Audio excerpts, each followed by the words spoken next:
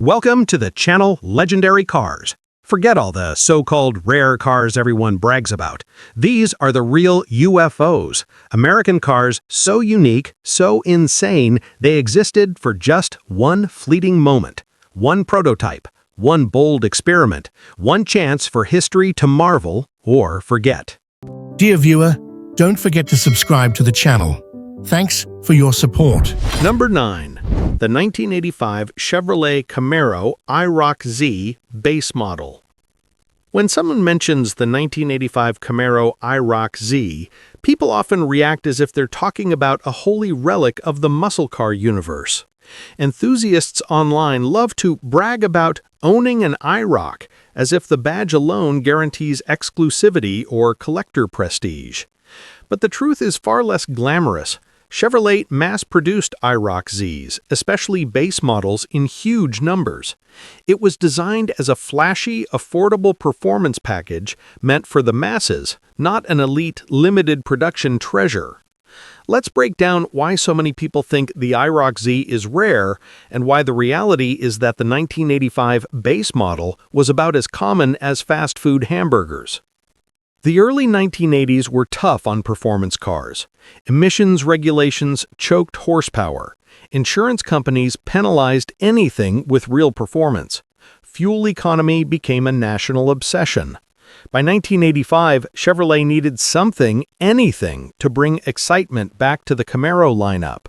The answer was the IROC-Z, named after the International Race of Champions. Chevy marketed it as a road-ready version of a race car, even if the base model was mostly just a styling upgrade. This is where the rarity myth collapses. In 1985 alone, Chevrolet sold tens of thousands of IROC-Zs, with the majority being base models. The IROC-Z quickly became the most popular Camaro trim. It was intentionally priced to be accessible to young buyers. Chevy didn't build IROCs for exclusivity, they built them for volume. Dealerships were flooded with them, and many sold at discounted prices by the end of the model year. If you lived in the mid-1980s, you remember IROCs were everywhere. Malls, high schools, freeway ramps, they dominated the roads. The base IROC-Z wasn't the fire-breathing monster people like to pretend it was today. It came with the modest 5.0-liter LG4 V8 making around 155 horsepower, a 4-speed automatic or optional 5-speed manual, suspension tuned slightly stiffer than the standard Z28, cosmetic upgrades, ground effects, stripes, and those iconic 5-spoke wheels. These upgrades made the IROC eye-catching, but not truly rare, not truly powerful, and not truly special. Chevy designed this car for style first, performance second. The base IROC was purposely built to sell in huge numbers. People often talk about the 1985 IROC-Z as if it were a powerhouse. The reality, 0 to 60 in about 8 seconds, nothing extraordinary for the era.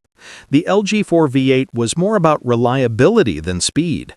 The car handled better than earlier Camaros, but still leaned heavily in corners. Brakes and suspension were decent, but not exceptional. It was a fun car, not a legendary performance machine. The higher-end tuned port injection TPI models were genuinely quicker, but the base IROC was mostly a looker. Even if performance was moderate, the car looked phenomenal. Aggressive body kit, lower stance, iconic wheels, bright decals, long sleek nose, perfect 80s muscle attitude. The IROC-Z became a cultural symbol, not because it was rare, but because it was everywhere. Music videos, teenagers cruising on Friday nights, movies set in suburban America, street races behind shopping centers.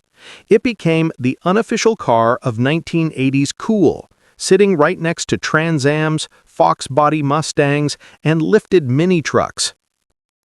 There are a few reasons people exaggerate the IROC's rarity. A. Nostalgia filters the truth. To people who grew up in the 80s, the IROC represents freedom, youth, and attitude. Nostalgia rewrites memory into mythology.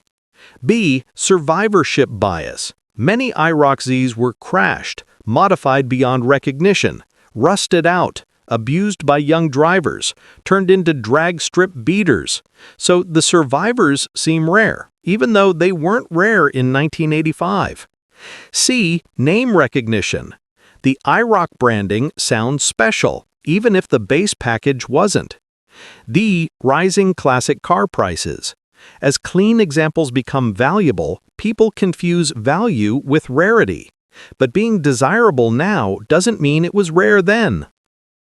The 1985 base IROC-Z was a mass-market sports coupe, designed to sell in high volume, built for looks first, performance second, cheap enough for teenagers, flashy enough to feel special, mechanically simple compared to higher trims.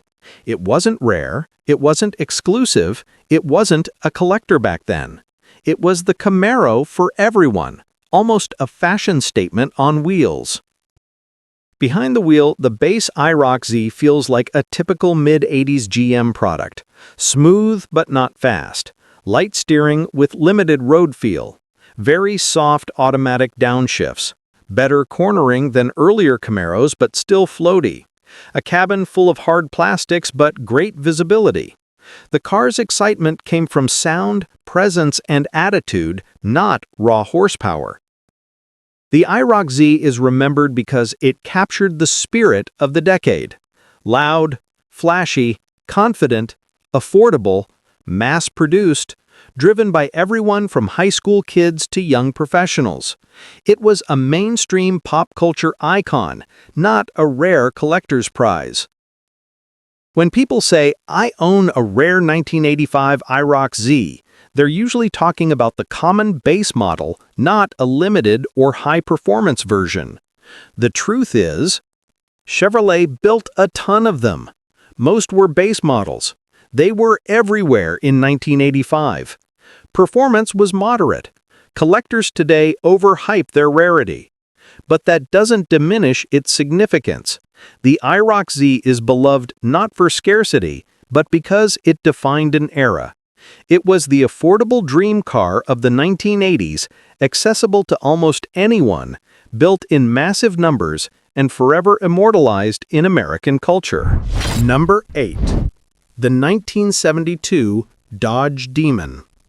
When people hear the name Dodge Demon today, their imagination jumps immediately to the idea of rarity, danger, and special muscle car mystique.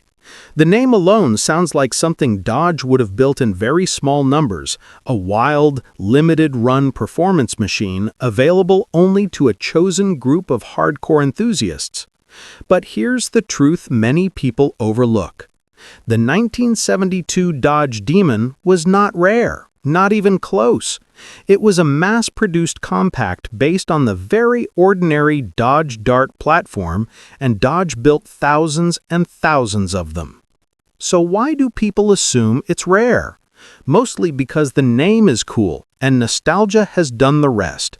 Let's break down exactly why the 1972 Dodge Demon is widely misunderstood. The Demon started as a trim package on the Dodge Dart, part of Chrysler's A-body lineup. The A-body line was designed for affordability, simplicity, good fuel economy, compact proportions, everyday commuters, and young buyers.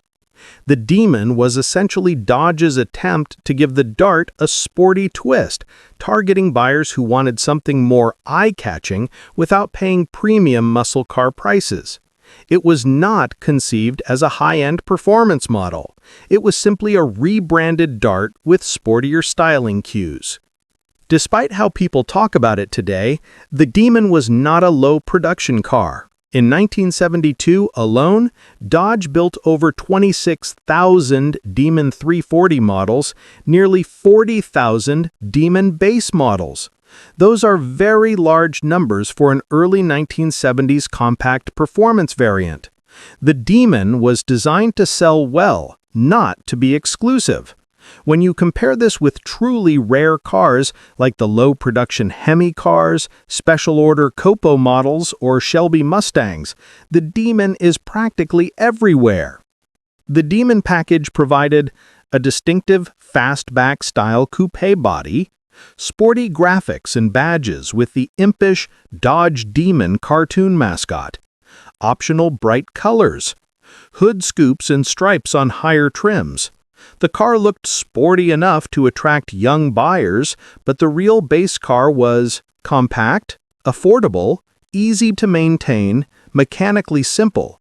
The most common Demon came with a 225/6, a strong, reliable engine, but hardly a performance beast. Only the Demon 340, with its small block V8, delivered the kind of muscle car punch people fantasize about today. Because the modern Dodge Demon, released decades later, is an 800-plus horsepower monster, many people project that extreme personality back onto the original 1970s model. But the 1972 Demon was nowhere near that level. Most models had modest horsepower, base cars were slow but durable, interiors were basic, and handling was typical for early 1970s economy cars, soft and comfort-oriented. The Demon was closer to a Dart Swinger than to a Challenger or Charger. People assume rarity because the modern Demon name is so dramatic. But the original was simply an affordable, compact coupe with some sporty decorations. The Demon name is the main reason people assume it was rare. Dodge literally used devil-themed marketing, a cartoon demon mascot, brightly colored ads, fun, rebellious slogans targeting youth culture. That branding made the car seem wild and edgy. Collectors today remember the attitude more than the production reality. Then there's another twist. Religious groups in the 1970s protested the Demon name, which eventually forced Dodge to rename the car the Dart Sport in 1973. This small controversy makes people believe the Demon was pulled early and therefore limited. But Dodge simply changed the name, not the production itself.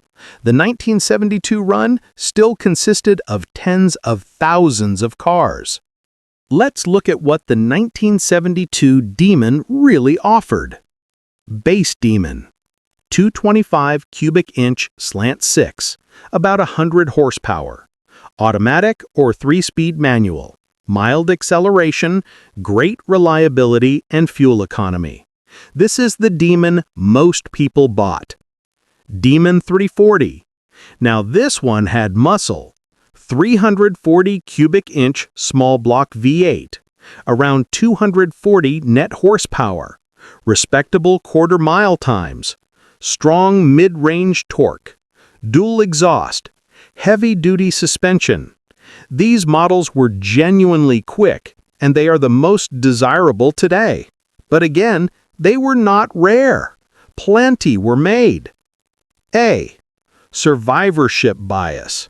A lot of A-body cars got rusted, wrecked, drag-raced into oblivion, modified beyond recognition, scrapped in the 1980s and 1990s. The survivors seem rare, but the original cars were extremely common. B. Confusion with the modern Demon.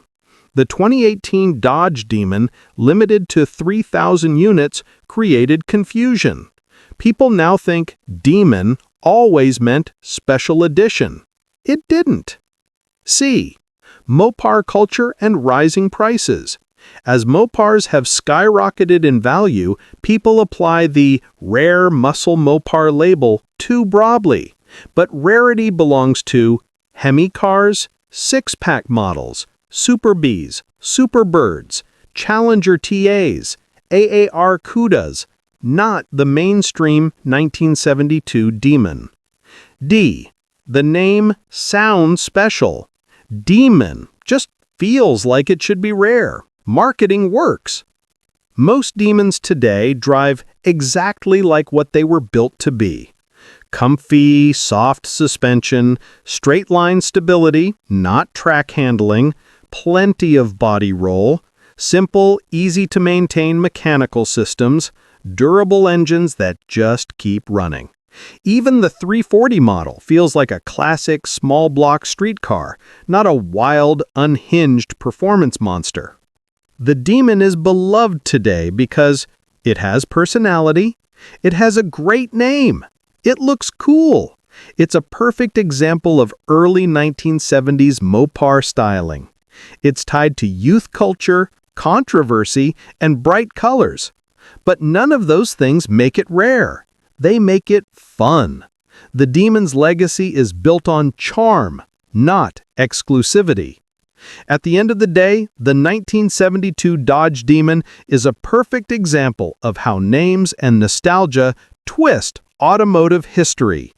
People hear Demon and think low production, high horsepower, collector-only rarity, special editions. The reality is, it was mass-produced, most had slant 6 engines, only the 340 models had real performance, the name did far more work than the engineering, survivorship bias makes them seem rare today. It's a cool classic, no question, but it's not the limited-run treasure people imagine. It was just a popular compact coupe with a great name and plenty of copies rolling out of the factory. Number 7. 1967 Pontiac Firebird, non-V8 models. People love to romanticize the Pontiac Firebird, especially the first-generation models from the late 1960s. Thanks to car shows, nostalgia, and the endless glorification of muscle cars, many enthusiasts have convinced themselves that every 67 Firebird is a treasured collectible. But that assumption only survives if you ignore a very important fact. Pontiac sold a huge number of Firebirds that weren't V8 powered at all. And those non-V8 models? They were everywhere. They weren't rare, they weren't exotic, and they certainly weren't high-performance machines. When the Firebird debuted in 1967, Pontiac knew it was stepping into a battlefield dominated by the Ford Mustang and the freshly introduced Chevrolet Camaro. But Pontiac didn't come out swinging with a garage full of V8s only. Instead, it launched the Firebird with a full range of engines, including 2 variants of Pontiac's OHC inline 6. These 6-cylinder Firebirds were the true mass-market versions, aimed at young buyers, families, and anyone who wanted the style of a sporty car without the insurance bill or fuel consumption of a big V8. The base engine, the 230 cubic inch OHC-6, produced modest power and even more modest excitement. It wasn't fast, it wasn't aggressive, it wasn't a muscle car by any stretch. But it did have sleek styling and the same overall presence as its V8 siblings. And for buyers in 1967, that was enough. The non-V8 Firebirds sold extremely well precisely because they were affordable and accessible. They were intended to be everyday cars, not weekend street racers or collector-grade future classics. Today, modern enthusiasts often forget that reality. They see a 1967 Firebird at a local show and immediately assume it's some high-performance, ultra-rare machine. They imagine ram air setups, burbling V8s, and tire-shredding torque. But if they looked under the hood of many of those cars, they'd find a humble 6-cylinder engine that was more about cruising than anything resembling muscle power. The reason the myth persists is simple. People only remember the loud stuff, the performance versions, the V8s, the special editions. Those are the ones that get written about, restored, and splashed all over posters and auctions. The everyday 6-cylinder Firebirds faded into the background because they were just that, everyday cars. They got used up, driven into the ground, passed from owner to owner, and eventually disappeared from the road. But disappearing from the streets doesn't make something rare in the collectible sense. Rare means few were built, not merely few survived. Pontiac built plenty of these 6-cylinder Firebirds because they were the core of the lineup. And while the survivors are fewer today, they remain a reminder that not every classic car began life as a performance hero. Even when one of these non-V8 Firebirds appears today, sellers love to inflate its status. Ads will proudly proclaim "Rare Firebird," without ever mentioning that the car couldn't outrun a modestly tuned family sedan of its time. Some owners even use the Firebird name itself as a badge of rarity, as if the name automatically guaranteed V8 power or performance pedigree. The irony is that the six-cylinder models far outnumbered several of the V8 variants people actually consider collectible. Yet, despite all of this, the six-cylinder 1967 Firebird deserves appreciation, not because it's rare, but because it's honest. It represents what most people actually bought in the late 1960s, a stylish, sporty-looking car that was practical and affordable. It wasn't trying to be a race car. It wasn't trying to be a status symbol. It was simply a good-looking, reasonably priced coupe for normal people. So when someone today claims their 1967 Firebird is super rare, the first question should always be, what engine is in it? If it's a non-V8 model, the truth is simple. Pontiac built tons of them, and they were once as common as dandelions in a summertime lawn. The myth of rarity persists only because people don't remember the everyday cars. They only remember the legends. And the non-V8 Firebird? It wasn't a legend. It was just the regular one. Number 6. 1963 Chevrolet Impala, non-SS models. There's a strange myth floating around classic car circles that every 1963 Chevrolet Impala is some kind of rare, high-value collectible. People talk about them as if they rolled out of the factory in tiny numbers, all of them wearing bucket seats, floor shifters, chrome trim, and that iconic SS badge. But here's the truth enthusiasts conveniently forget. Most 1963 Impalas were not supersports at all. They were ordinary, mass-produced family cars that Chevy built by the hundreds of thousands. The Impala SS, the real one, absolutely earned its legendary status. It had sporty trim, unique detailing, and could be paired with genuinely serious engines. But the myth that every 1963 Impala is special comes from people mixing the SS's reputation with the sheer number of base cars that were flooding American streets at the time. Because in 1963, Chevrolet wasn't trying to produce collector cars. It was trying to dominate the full-size market, and it succeeded. To understand the misunderstanding, you have to picture the early 1960s car landscape. Detroit was in full swing, and Chevrolet was manufacturing vehicles at a scale modern companies can only dream of. The Impala, especially, was a sales monster, America's best-selling car of the era. This meant that if you were a typical American family in 1963, the odds were high that you or your neighbors owned an Impala. Not an SS, not a performance variant, just a regular, everyday Impala with a straight 6 or small V8, bench seats, and a Power Glide automatic. These cars were everywhere, in driveways, at grocery stores, in high school parking lots, patrol car fleets, taxi companies, you name it, the 63 Impala populated it. That's how common they were. Then, decades later, nostalgia set in. The SS models, especially the 409-powered ones, became legends. Drag racers worshipped them, collectors hunted them, pop culture immortalized them. And as usually happens, people blurred the lines between what was actually rare and what simply felt rare because the cool version overshadowed everything else. But the regular 1963 Impala? It was the vanilla flavor of the lineup, solid, reliable, and extremely plentiful. The base versions were built in numbers that dwarf the SS totals. Most came with humble engines, modest trim, and nothing that would make a collector's heart skip a beat today. And yet, you'll still hear someone brag at a car meet, "I've got a 63 Impala. Pretty rare." Rare? Only if you mean rare in the sense that it's rare to find one that doesn't need new floor pans. The reality is that the non-SS Impalas were built to be workhorses. They weren't treated like collectibles because nobody considered them collectibles when new. They were transportation. Stylish transportation, yes, but still just everyday cars that families drove into the ground.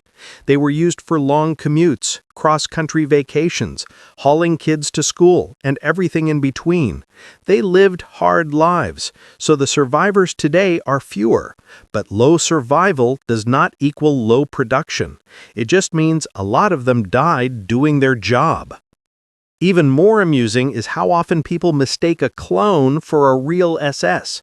Rebadging is easy, bolt-on trim is cheap, a badge doesn't make a car rare. In fact, the abundance of cloned SS cars is a direct result of just how many normal Impalas existed in the first place. Plenty of donor bodies, plenty of opportunities to create an SS where none ever existed. If every 1963 Impala truly was rare and special, there wouldn't be enough base models left to fake into SS versions today. So when you strip away the nostalgia, the myth, and the badge-based confusion, what you're left with is this simple fact. Only the SS models of the 1963 Impala are truly rare or collectible. The rest were mass-market cars that Chevy built in enormous quantities, and they were designed for the everyday buyer, not the future collector. And that's the irony. The more legendary the SS became, the more people forgot the truth about the non-SS cars. Most of them weren't special, most weren't powerful, most weren't highly optioned. They were simply well-designed, good-looking cars that everybody owned. A cultural icon, yes, but not a rare one. So the next time someone claims their plain Jane 63 Impala is a rare gem, remember this. It's only rare if it has the right badge, the right options, and the right engine. Otherwise, it's just one of the countless Impalas that helped Chevrolet dominate the streets of America in 1963. Number 5. 1977 Lincoln Continental Mark V. There's a funny assumption that floats around in classic car circles. If a car is gigantic, covered in chrome, and looks expensive, it must be rare. And no car suffers from that myth more than the 1977 Lincoln Continental Mark V. People see one today, towering over modern traffic, dripping with opera windows, landau roofs, and acres of sheet metal, and they immediately conclude, wow, that must be a rare luxury classic. But this assumption falls apart the moment you look at what Lincoln was actually doing in 1977. The Mark V wasn't some limited edition boutique luxury coupe. It was a massive, mass-produced status symbol built by the tens of thousands for buyers who wanted flash, not exclusivity. In fact, the Mark V was one of the best-selling personal luxury cars of the late 1970s. Far from rare, they were practically everywhere. The Mark V was introduced into a market obsessed with size, presence, and visual extravagance. This was peak land yacht culture, long hoods, sharp creases, and a level of ornamentation that bordered on theatrical. Lincoln understood the psychology perfectly. People didn't just want luxury, they wanted to look luxurious. And big and shiny sold better than anything else. So Ford's marketing strategy was simple. Make the Mark V huge, make it glamorous, and make a lot of them. And they did. The 1977 Mark V sold in massive numbers, far outpacing today's so-called exclusive luxury models. These cars rolled out of assembly plants like chrome-plated parade floats, destined for retirees, business executives, and anyone who wanted the neighbors to think they'd made it. They weren't rare. They were a fixture. Pull into any country club, any suburban driveway, any downtown office parking structure in 1977, and you could practically guarantee you'd see at least one. The myth of rarity only comes from the fact that the Mark V looked expensive then and looks even more dramatic today. Its proportions are so oversized that modern drivers assume it had to have been a limited edition car. But the truth is that Lincoln intentionally exaggerated its size to dominate the road visually. This wasn't scarcity marketing. It was luxury theater, mass-produced. Under the glamour, there wasn't anything particularly exclusive either. Most Mark V's came with the perfectly ordinary 400 cubic inch V8, an engine that was smooth but hardly exotic, especially once emissions controls strangled its power. The interiors, though plush, weren't hand-built or bespoke. They were stamped, sewn, and assembled on the same line as thousands of others.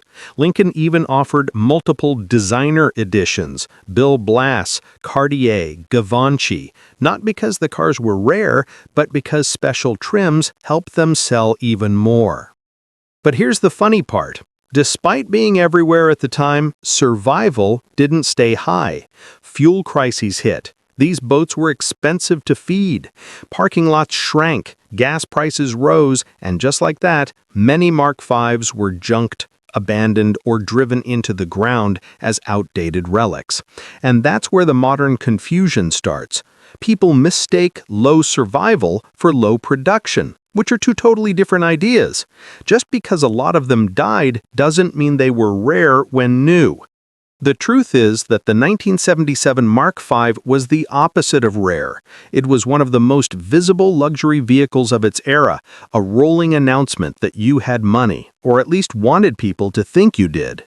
It was the car that signaled American extravagance at a time when downsizing hadn't yet reached the luxury segment.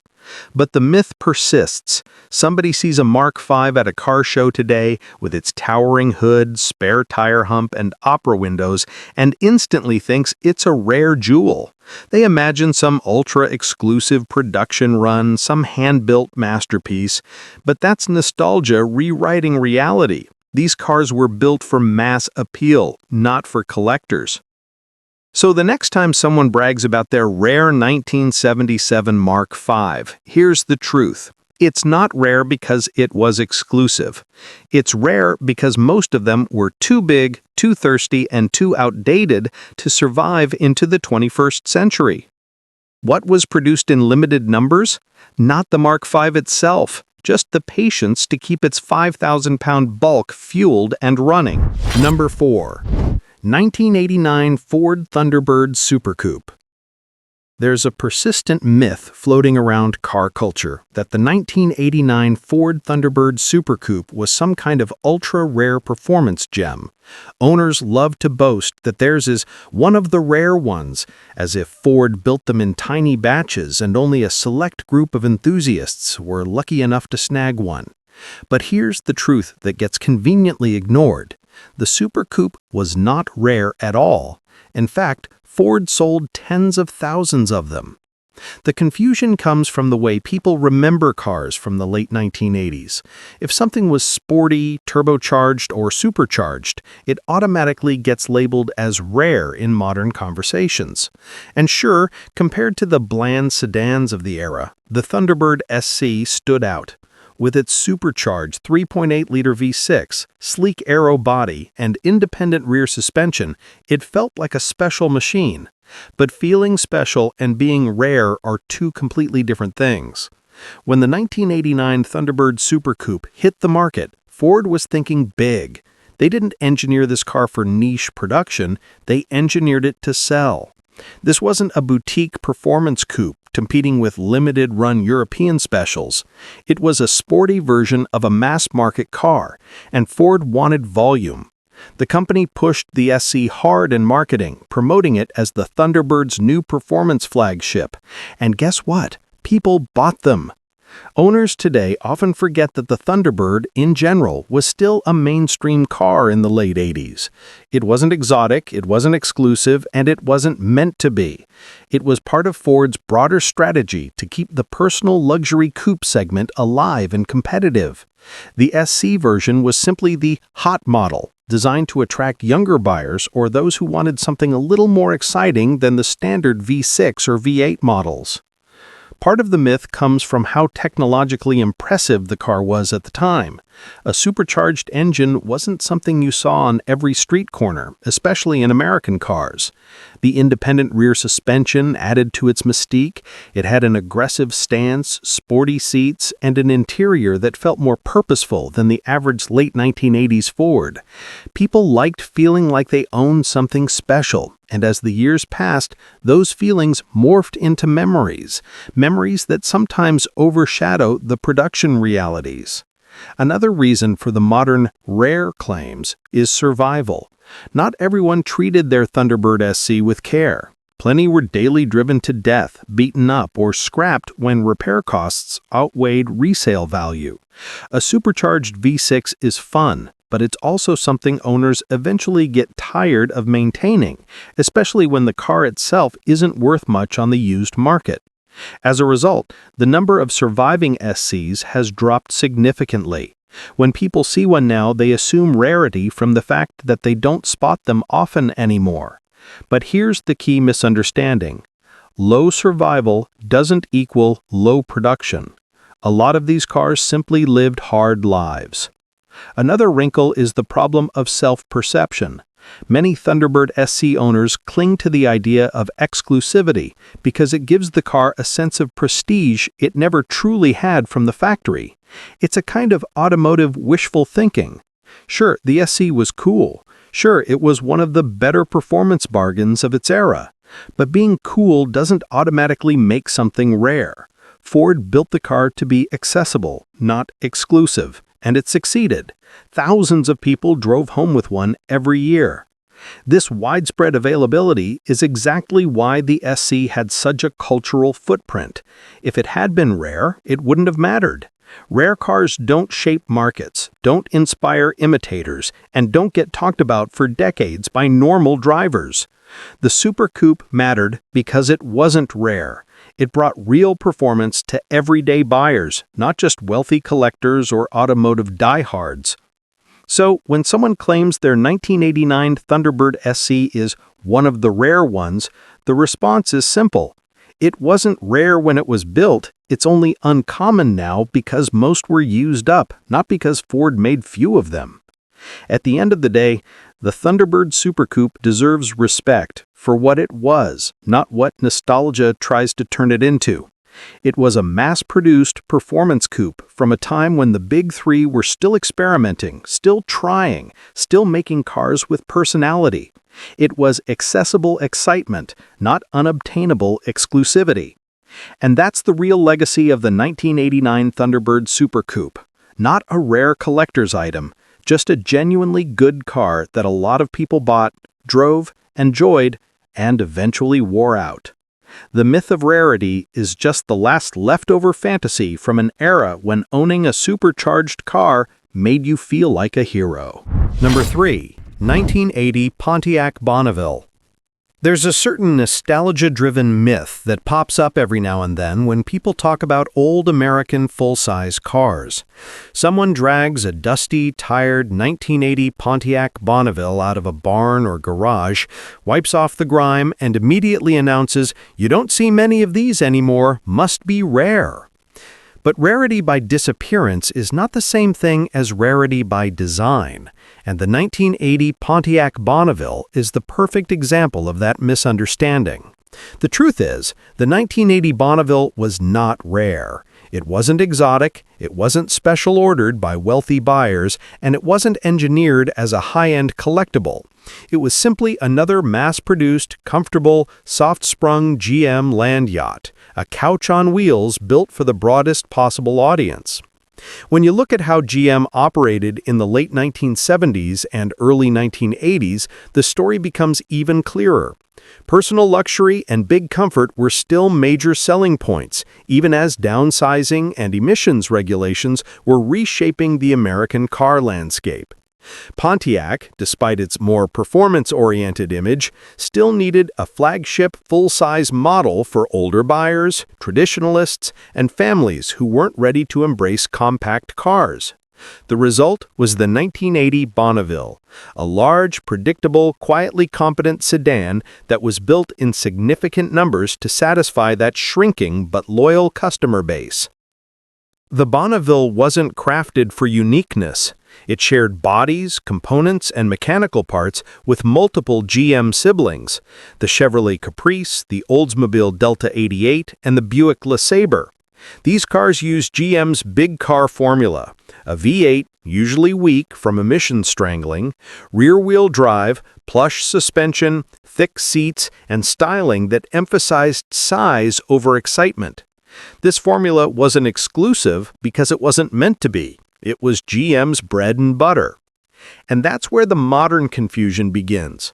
Because people rarely see these cars anymore, they assume rare. But the reason they're gone has nothing to do with limited production. Instead, they simply weren't special enough to preserve. When gas prices rose, owners dumped them. When transmissions failed, people scrapped them. When rust crept into the frame or floorboards, nobody bothered repairing them because the resale value was practically zero. These weren't cars people restored or cherished. They were disposable luxury, driven until they wore out and then forgotten. And forgotten they were. The 1980 Bonneville didn't leave a lasting cultural mark.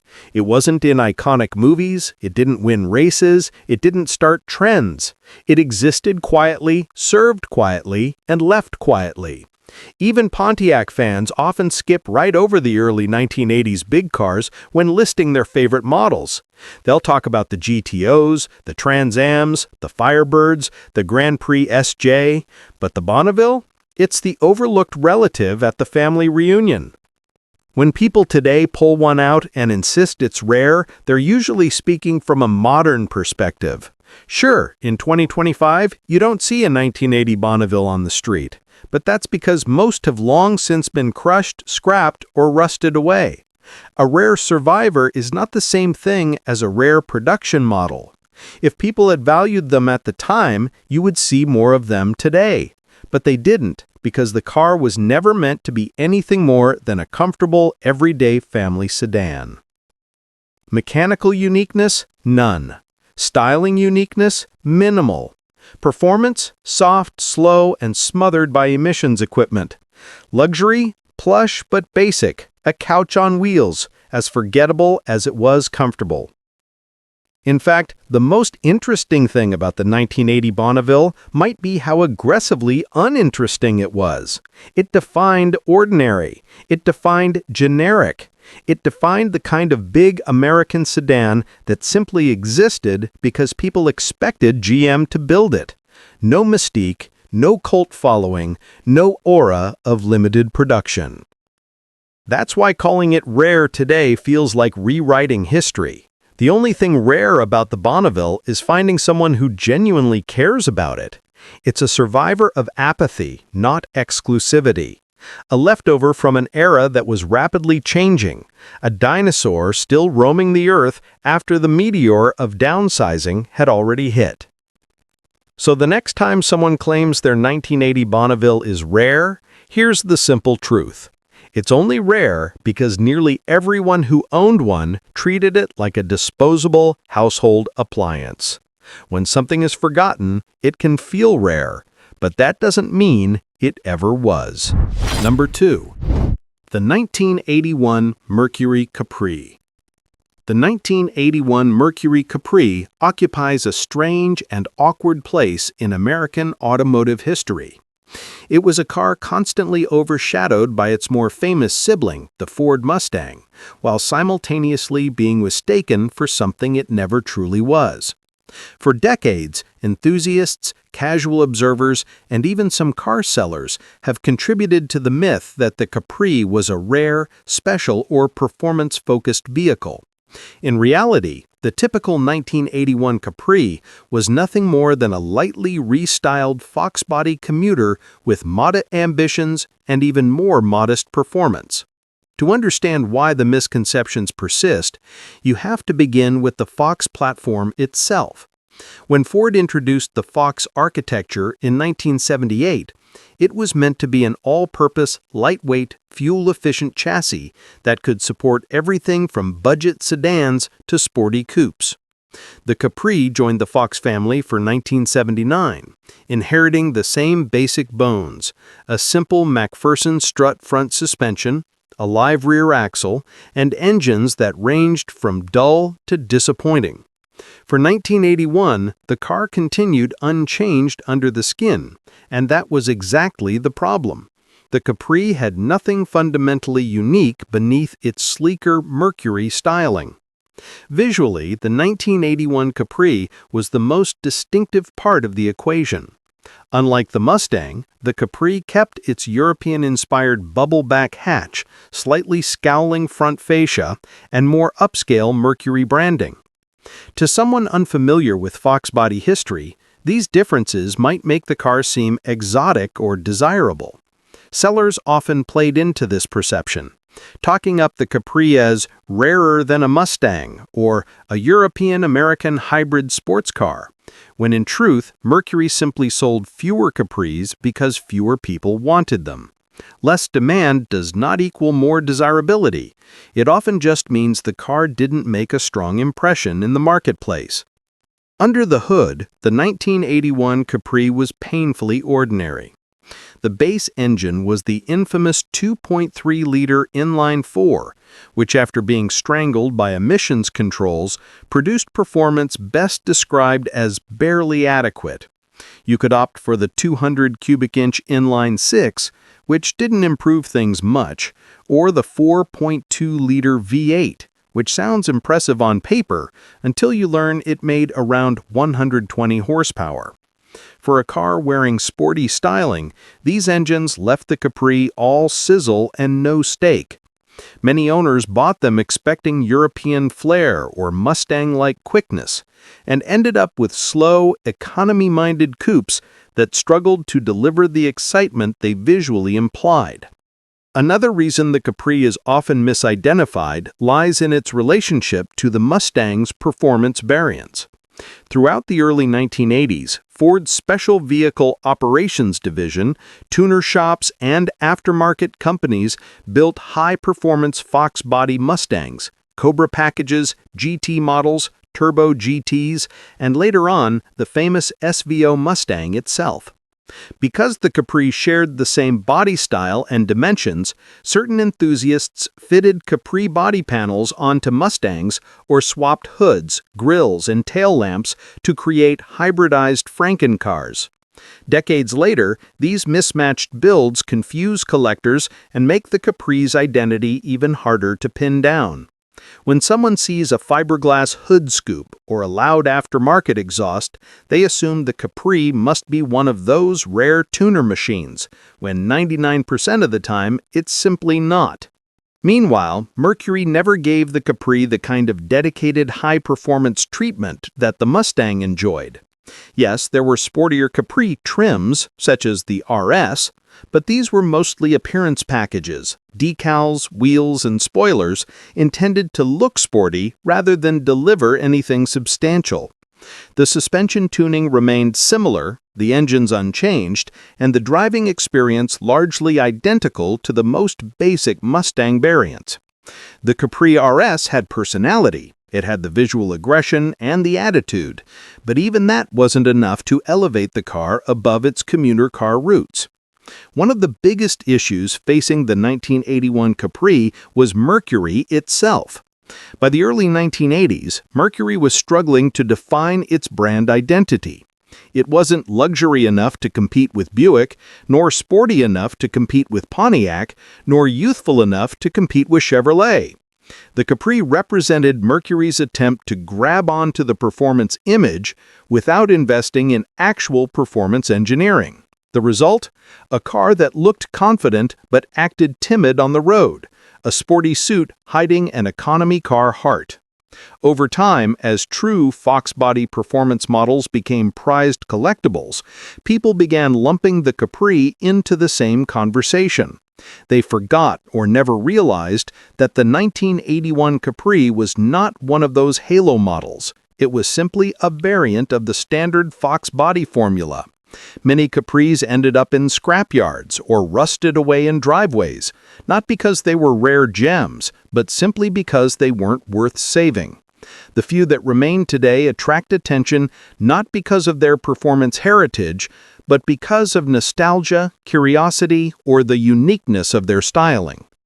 In the end, the 1981 Mercury Capri stands as a prime example of how automotive myths form. A car with an unusual look, low production numbers, and a close relationship to a famous sibling becomes easy to misinterpret.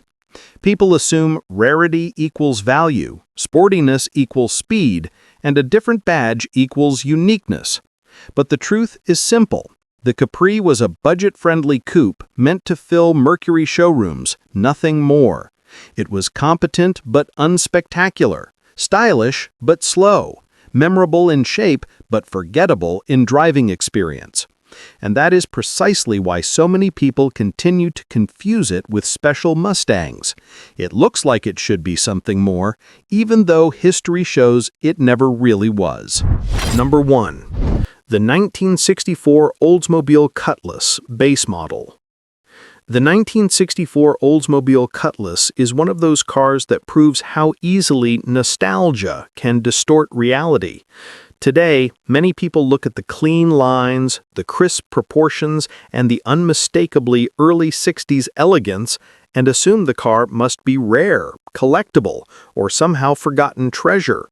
But the truth is far more grounded. The 1964 Cutlass, especially in its base form, was a mass-produced, widely available mid-size car that General Motors churned out in huge numbers. It was beautiful, yes, but rare? Absolutely not. To understand why the myth persists, you first have to look at the design itself. The 1964 Cutlass was part of GM's transition into the intermediate market segment, a new class of car that sat between the compact and full-size offerings. This redesign brought sharp styling, cleaner surfaces, and a more athletic stance compared to the chunkier early 60s look. Even the base models carried these appealing design cues: a long hood, a short deck, tidy overhangs, and a body that seemed to glide forward with purpose. The car had presence even without the flashy badges or the high-performance 442 treatment that would soon steal the spotlight. Because the styling aged so gracefully, modern observers assume that such beauty must automatically equate to rarity. But back then, this was exactly why GM sold so many of them. A car like the 1964 Cutlass wasn't meant to be exclusive. It was meant to be appealing to everyone. It was the quintessential middle-class machine, practical enough for families, stylish enough for young professionals, and priced just right to attract buyers who wanted something nicer than a Chevy, but not as expensive as a Buick. This broad target audience guaranteed high production numbers, and GM happily kept the assembly lines moving. The base models, in particular, were everywhere. These were the cars purchased by teachers, factory workers, office clerks, and suburban families across America. Most wore conservative paint colors: white, beige, maroon, or light blue. Most came with bench seats instead of buckets. Most were equipped with modest engines, the kind that promised reliability rather than thrills. These were engineered for comfort, not excitement. And that's where the second misconception arises. People today sometimes confuse the base Cutlass with the far more famous 442, which debuted in 1964 as Oldsmobile's entry into the muscle car arms race. The 442 was the star, the athlete of the family, featuring upgraded suspension, stronger engines, and the kind of performance image that car enthusiasts gravitate toward. But the vast majority of 64 Cutlasses on the road were not 442s. They were ordinary, mild-mannered base models, the kind that spent their lives commuting, hauling groceries, and quietly racking up miles. One reason people mistake the base car for something rarer today is that so many of those ordinary cars simply disappeared. They weren't pampered or preserved. They were used up, passed down, and eventually scrapped. Meanwhile, the performance models were saved, cherished, and restored. As a result, you encounter far more 442s at car shows than base Cutlasses, which ironically leads people to assume that the base cars were rare when they were actually the most common. Add to this the modern habit of cloning, where owners restore a base Cutlass but dress it as a 442 with stripes, badging, wheels, and performance-style trim. The confusion grows even deeper. Many people see a 1964 Cutlass on the road and assume it's one of the desirable muscle variants, not realizing they're looking at a car that started life as a humble base model. Another factor in the misconception is simple survivor bias. When a car is mass-produced and cheap when new, its survival rate tends to be low. Rust, accidents, engine failures, and neglect took a heavy toll, especially on Midwestern and Northeastern cars. By the 1990s, base model Cutlasses were mostly gone, leaving only the nicest examples behind. When something once common becomes uncommon, people often jump to the conclusion that it must have always been rare. But in the context of the 1960s, there was nothing remotely rare about the base Cutlass. GM's Lansing assembly plant ran non-stop, turning out not just Cutlasses and F-85s, but Buick Specials and Pontiac Tempests, platform siblings built using the same basic formula. These were GM's bread-and-butter intermediates, designed to capture as much market share as possible.